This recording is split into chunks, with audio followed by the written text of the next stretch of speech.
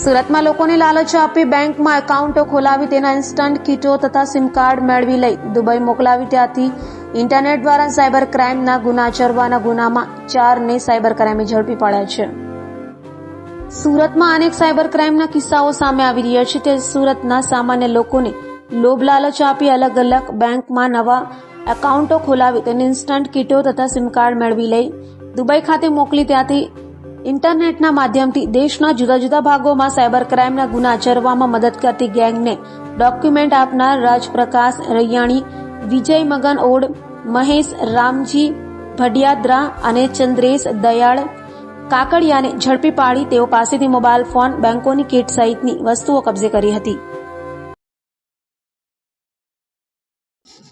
Cyber crime ફ્રોડમાં અલગ અલગ પ્રકારના investment, task, succession, digital fraud, કોઈ પણ એરેસ્ટ વગેરે કોઈ પણ ફ્રોડમાં એક એમો એવી હોય છે કે આ પૈસા અલગ અલગ બેંક એકાઉન્ટોમાં ટ્રાન્સફર થતા હોય છે, જે અન્વયે સુરત સાયબર સેલ દ્વારા એક અભિયાન કે આવા એકાઉન્ટો કયા કયા બેંકોમાં ખોલાવવામાં આવે છે, કઈ રીતે એકાઉન્ટો ટ્રાન્સફર થાય છે, એના ઉપર ઘણા દિવસથી વોચ રાખવામાં આવેલી હતી। ગઈકાલે સુરત સાયબર ક્રાઇમ સેલ દ્વારા એક સાથે 3 ટીમને અંદાજિત 6 માણસોને કેનેરા બેંક સરથાણા ખાતેથી પકડવામાં આવ્યા છે, જેમાં જેઓના નામ જોઈએ તો રાજ રૈયાણી, વિજય ઓડ, મહેશ ભડિયાદરા, ચંદ્રેશ કાકડિયા, હાર્દિક દેસાઈ અને ચેન્નઈનો એક થન્નીગલ થેરુગનમ જે સેલમ ચેન્નઈનો છે। આ 6 લોકોની ધરપકડ કેનેરા બેંક સરથાણા ખાતેથી કરવામાં આવી હતી। આ લોકો પાસેથી જે વસ્તુઓ કબજે કરવામાં આવી એમાં 9 મોબાઈલ મળી છે, એક ટેબ્લેટ મળ્યું છે, કેનેરા બેંકની બેંક એકાઉન્ટ નવું ખોલાવ્યું એવી 16 કીટ મળી છે, અલગ અલગ બેંકોના 19 ડેબિટ કાર્ડ મળેલા છે, 78 સિમ કાર્ડ મળ્યા છે, HDFCની એક ચેકબુક છે, HDFCની પાસબુક છે, કેનેરા બેંકની ઓપનિંગ ફોર્મ છે, પાન કાર્ડ છે। આ લોકો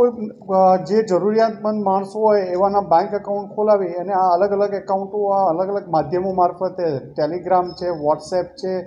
કે ઇન્સ્ટાગ્રામ છે, આ મારફતે આ લોકો એકાઉન્ટો વેચતા હોય છે લઈને, અને આ એકાઉન્ટોનો સાયબર ક્રાઇમના અલગ અલગ જગ્યાએ ફ્રોડ થતો હોય છે અને મેક્ઝિમમ એકાઉન્ટો આ લોકો ઇન્ડિયા બહાર મોકલી આપતા હોય છે। સાથે એ જ નંબર ઉપર એક પ્રી એક્ટિવેટ સિમ કરાવી દે છે, એ એકાઉન્ટ સાથે એને લિંક કરાવી દે છે, પછી એની એકાઉન્ટની પાસબુક કે ડેબિટ કાર્ડ જે ઇન્ટરનેશનલ ઓપરેટ થઈ શકે એવા ડેબિટ કાર્ડ ખોલવામાં આવે છે અને બહારના રાજ્યોમાંથી અને બહારના દેશોમાંથી આ ઓપરેટ કરવામાં આવે છે। એટલે એક સુરત સાયબર ક્રાઇમ સેલ દ્વારા એક સારી સફળતા મળી છે। 6 માણસો પકડવામાં આવ્યા છે, જેમાં ચેન્નઈનું કનેક્શન ખુલ્યું છે, દુબઈનું કનેક્શન ખુલ્યું છે, અલગ અલગ 17 જણાના નામ આ તપાસ દરમિયાન ખોલવામાં આવ્યા છે।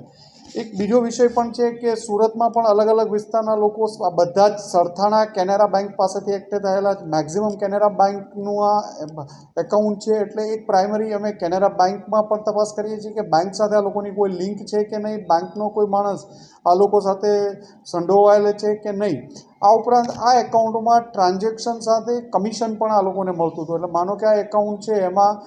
1 મહિનો ચાલે છે તો 1 મહિનામાં જે ટ્રાન્ઝેક્શન થાય છે એના ઉપર પણ આ લોકો કમિશન લેતા હતા। એક એકાઉન્ટમાં 10,000થી લઈ 1.5 લાખ રૂપિયા સુધીના પૈસા આ લોકો આરોપીઓ મેળવતા હતા। આમના વિરુદ્ધ ગુનો દાખલ કરી પ્રાથમિક પૂછપરછ ચાલુ છે, રિમાન્ડ મેળવવામાં આવશે અને આમાં વધુ તપાસ કરવામાં આવશે।